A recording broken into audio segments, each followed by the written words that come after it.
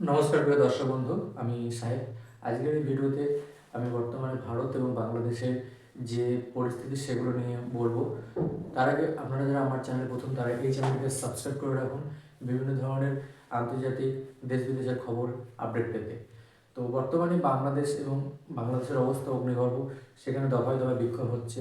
সেই দেশের একজন ইয়ং লিডার ওসমান হাদির মৃত্যু কেন্দ্র করে গত ভিডিওতে আমি আপনাদেরকে বলেছিলাম যে বাংলাদেশের একটা সংখ্যালঘু যুবক মৃত্যু সেখানে মৃত্যু কেন্দ্র করে সেখানে কিন্তু নানা রকম হিংসা ছড়িয়ে পড়ে। তো এই পরিপ্রেক্ষিতে ভারতের ওপর ভারতও কিন্তু বসে নেই। যে ভারতে যিনি অবস্থিত বাংলাদেশের হাই কমিশনার, তাকে তলব করা হয় এবং এই পরিস্থিতির কারণ জানার চেষ্টা করা হয়। তো যেটা খবর, সেখানে 20 থেকে 25 মিনিট ছিল বাংলাদেশের হাই কমিশনার। সেখানে ভারতীয় বিদেশ মন্ত্রক থেকে জিজ্ঞাসা করে বাংলাদেশের বর্তমান অবস্থা, বাংলাদেশে কেন এই অবস্থা হচ্ছে, সেখানে যে সমস্ত সংখ্যালঘু সম্প্রদায় রয়েছে তাদের উপর কেন এত অত্যাচার, কেন এত নিপীড়ন চলছে। তো তার আগে যে ঘটনা ঘটে যায় সেটা হলো, বাংলাদেশে যে ভারতের যে হাই কমিশনার রয়েছে সেখানে বিক্ষোভ দেখায়।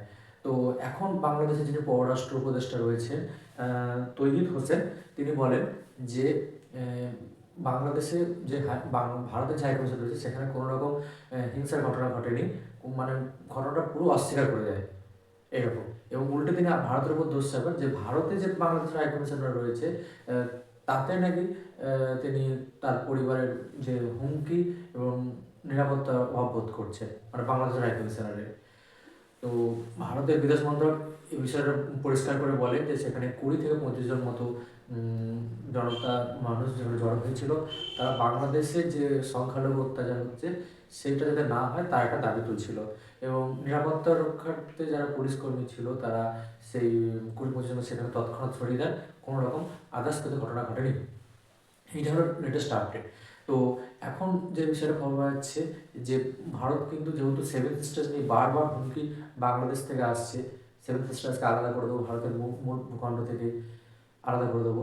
তো ভারত সরকার কিন্তু বসে নেই। ভারত সরকার কিন্তু বিএসএফের কিন্তু যে বর্ডার যে সিকিউরিটি রয়েছে ভারত বাংলাদেশ সীমান্ত, তো সেখানে কিন্তু নিরাপত্তা অন্বেষণা করছে, সেনা মোতায়েন করছে বলে খবর।